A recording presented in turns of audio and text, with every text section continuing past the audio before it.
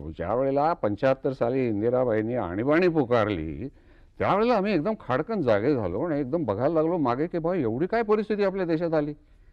आणि मागे वळून पाहिल्यानंतर लक्षात असं आलं, की या समस्या सुटल्या तर नव्हत्याच, उलट जास्त जास्त गंभीर झालेल्या होत्या. आणि मग त्या का झाल्या असाव्यात अशा?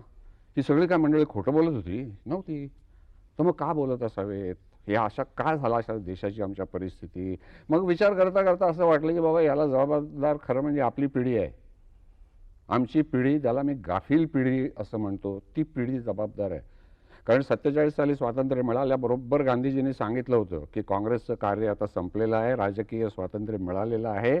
आता देशोद्धाराला, समाजोद्धाराला, समाज सुधारणाच्या कामाला लागा. जे आगरकर टिळकांना 100 वर्षापूर्वी सांगत होते, तेच गांधींनी पुन्हा 48 साली सांगितलं होतं.